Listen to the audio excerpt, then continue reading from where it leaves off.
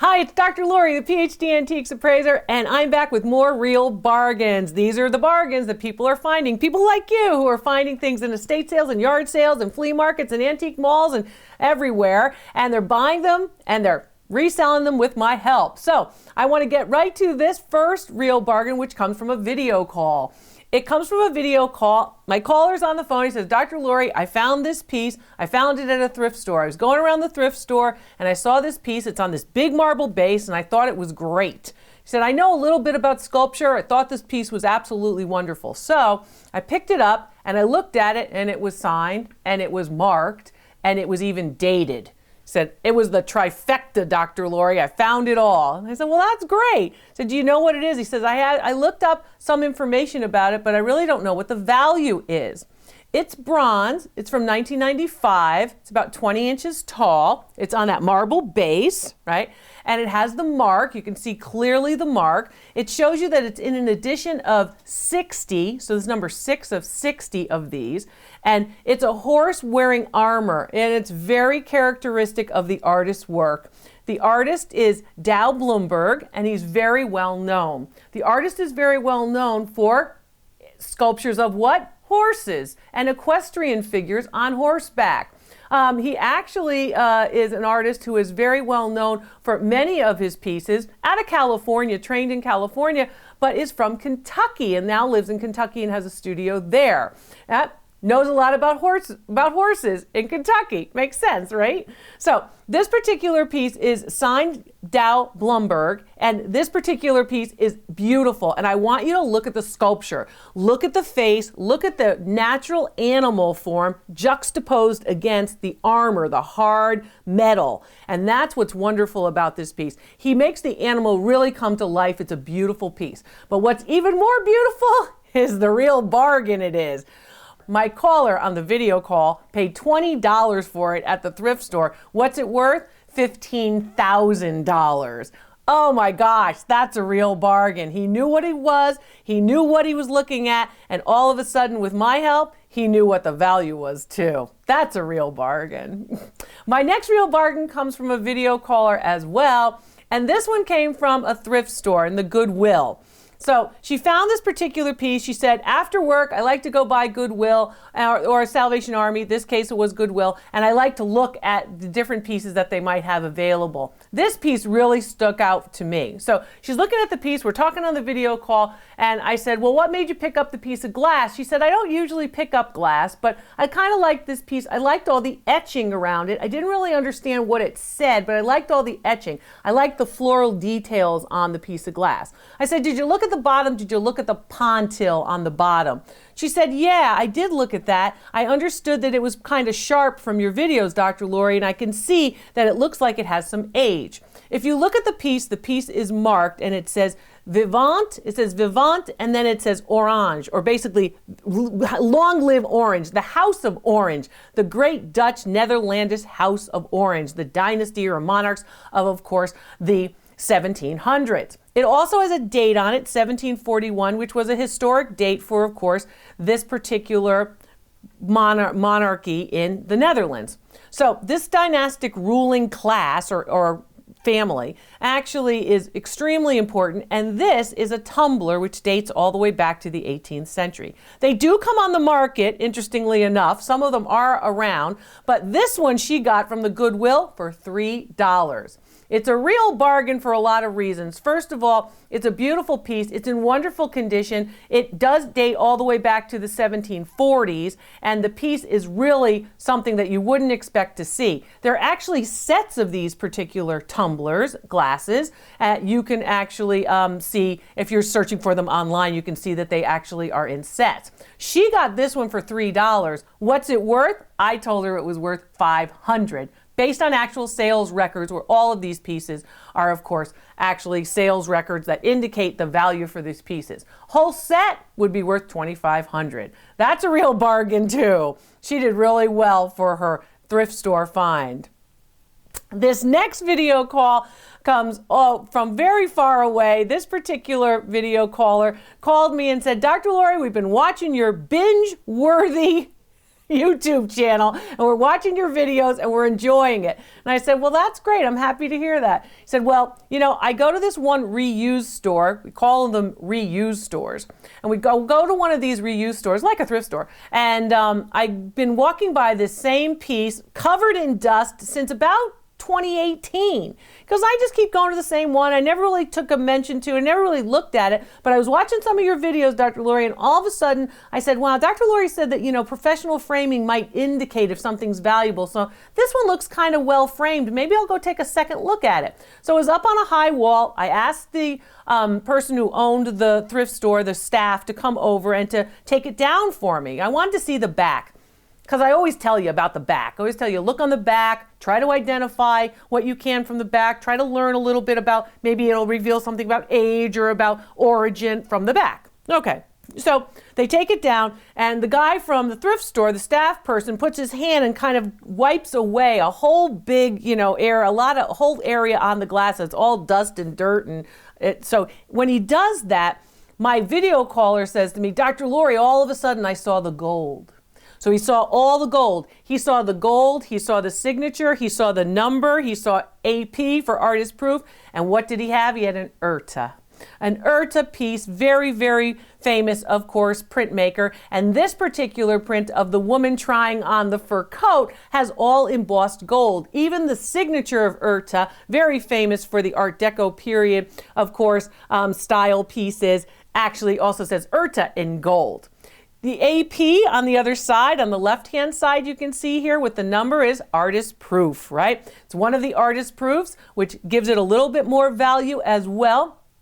And it has gold accents throughout. It's double matted and it's professionally framed. Now, you know, a couple scratches to the frame, which is probably framed in the 1980s, but he said, you know, Dr. Lori, you always tell me negotiate. So I asked them, I said, you know, I know it's been hanging on that wall a long time, had a lot of dust on it. Would you come down from your asking price of $250? Would you come down any?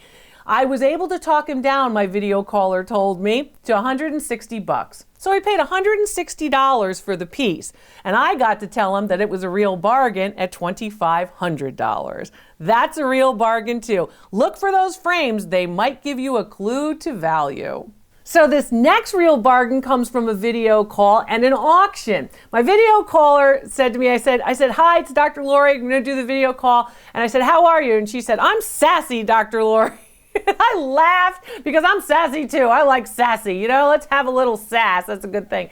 Anyway, she was really fun and she said, I like to go to auctions. I love to shop. And I said, well, you know, everybody loves to shop. You like to shop and see what's happening. She said, I like to see what other people are buying too. I thought that was pretty cool. So she said, and I like to buy the things that nobody really wants. You know, I've heard a lot of you say to me, you know, Dr. Lori, I feel bad for the object because nobody's bidding on it. I don't know if you'd feel that way, but hey, if you like the piece, that's great. So she said, I like to get the things that are in a box, you know, sort of 10, 20 bucks at the end of the auction. They're just kind of thrown in a box. She said, but this box didn't look too good, but I bought it. So she said, I bought this box and it had a lot of stuff in it and all the stuff was pretty dirty. She said, so it was hard for me to be careful cleaning it. And I know you say be careful cleaning things, Dr. Lori, but I went in there and I cleaned these pieces. I used very warm water and I used some soap. And I used like liquid soap and I was careful. And I said, okay, I said, but you gotta be careful because you know, you can damage things doing that. I don't want you to submerge things. I always say that. So anyway, she says, well, I did clean them, but they were filthy. All right. So I said, so you cleaned them up and what did you find? And she said, well, this tea set I think is just beautiful, but it's not complete. She said, I don't really know what some of these pieces are. She said, I've got this dish that's covered and then I've got these other little pieces that have two handles and then I've got a teapot and then what I look like is a creamer, but I don't really know what it is. And I said, well, let's look at the mark. So if you notice the mark on the underside, it's an N with a crown mark. It's actually a mark for Capodimonte, the great Italian applied ornamental ceramic firm, right? Hand painted with figural finials. Some of the finials are actually fruit and some of them are actually figures, right? Little cherub figures on the top. Well, if you notice the two handled pieces, the ones with two handles and a finial on the top, sugar bowls, canisters, okay? That's what those are used for. When you have two handles, you usually have a sugar bowl. But if you notice the big one that has the spout, it looks like a pitcher. She thought it was a creamer, but it's actually too big for creamer. It is actually utilized for the honey for your tea. It's for usually a sugar type of syrup. So it's for honey in this particular case. Some people might use molasses, but typically that's for honey. And that's what that is. And then she had the teapot, and then she had, of course, this other jar, which is called a tea jar with a finial with the lid. Okay, nice group, right? With a very prominent, clear Capodimonte mark on every piece. So that was wonderful. Beautiful applied ornament, wonderful piece, right? So how much did she pay for it at auction? $20. She said it was filthy, but wow, when she cleaned it up, it's a beautiful bargain. A real bargain to boot.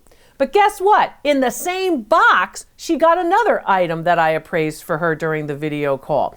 So, you know, this is wonderful. Even though it's dirty, she said, this piece I really thought was very pretty. And I thought it was prettier when I looked at both sides. And I said, well, what do you mean? She said, well, the top is pretty. It's all hand painted. But the bottom is really beautiful. There's all applied sculptural flowers on the bottom. It's porcelain and it's clearly marked. She didn't know what the mark was, but I did. It's, of course, a Meissen mark, and that piece is made in Germany, and that piece is a Meissen piece. It's beautifully made, and I like the bottom, the underside, better than I like the top. The top's a little frou-frou for me, but I really like the bottom. I thought the bottom was beautiful, and it's unfortunate that you're not going to always see the bottom, but if you see that particular plate, it kind of comes up a little bit. It's a charger, not a plate. It's a little bit bigger than your traditional plate that you would eat on your traditional entree or dinner plate. Pretty big, beautiful condition, gorgeous clear mark. What's that worth? $150 for her $20 investment. So she got the $850 tea set and she got another $150 charger on top of it. Capodimonte and Meissen, always look for the brand names. That's a real bargain for her $20 investment, worth about $1,000 in that box of dirty ceramics. That's a real bargain. This next real bargain comes from a thrift store and a video call. So this video caller said to me, well, Dr. Lori, I went to the thrift store and I was looking around the free bin at the thrift store. You know, they have a bin where they just go, you can just take it. We just want to get rid of some stuff. She said, I looked at it and I really liked it. And my boyfriend said, I don't want to carry it. It's too heavy. These are the guys who I'm like, oh, these guys, come on, you can't carry a tray, come on. So she convinced him to actually carry the tray. Me, I'd be like, you don't want to carry the tray, then, you know, you don't have to go shopping with me. So he did carry the tray after all. And she said it was for free and I couldn't leave it there. She said, I wasn't going to leave that there. She goes, I looked at the marks and the mark on the piece, I liked the embossed part. I liked the part where it was actually embossed and decorated with the little picture of the little embossed element of the little shack and the little palm trees and the little animals. I thought it was really kind of fun and it was pretty big. So it said Mexico on the underside and it was marked for silver as well. She said, I couldn't believe it that it was sitting there in the free bid and I just wasn't going to listen to my boyfriend who said he wasn't going to carry it. I would have carried it myself, she said. And I said, all right. I said, well, what do you think it's worth? You got it for free. She said, I have no idea. I said, well, it's from the late 1900s, right? So it's from the late 1980s, 1990s, and value on it, $200. It was a real bargain too.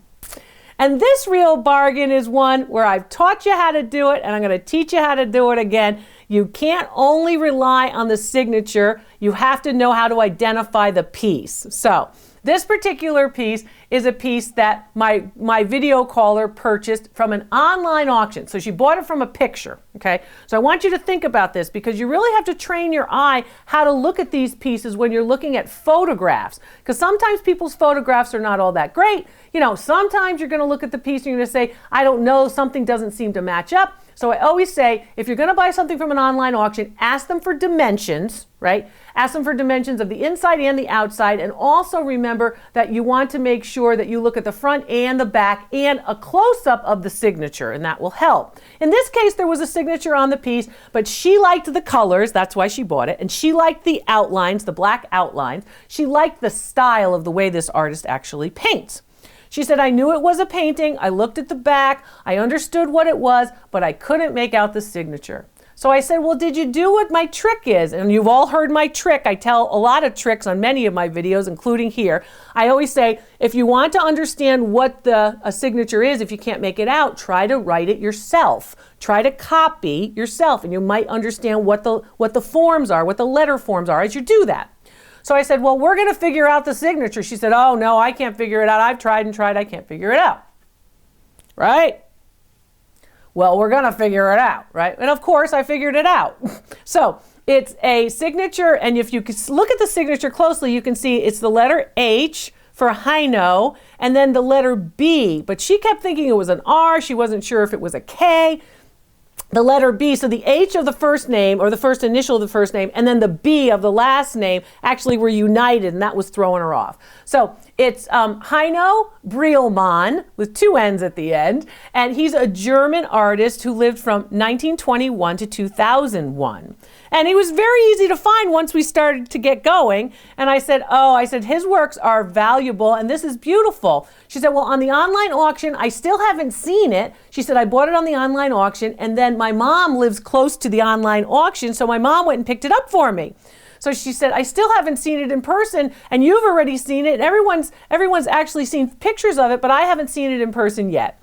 So I said, well, okay. I said, from this particular photo and the video call, it's a beautiful painting. It's nicely executed by a well-known 20th century German artist, right? And this piece, she paid $6 for it at the online auction, and it's worth $650. So she did very well at paying only 10% of that. Oh, actually 1% of actually what it would be worth. So that's a beautiful, beautiful piece, and a nice example of how when you work hard at trying to understand the signature, it's valuable too. I was happy that she didn't rely only on the signature, that she looked at the back, that she looked at the surface of the piece, and she bought the piece for, in fact, the beauty of the painting itself. Lots of real bargains out there, and you're going to find them too. I'm Dr. Lori. I'm going to help you find those real bargains and make that money from those yard sale, flea market, estate sale, and thrift store finds. I'm Dr. Lori. I hope you find your real bargain real soon.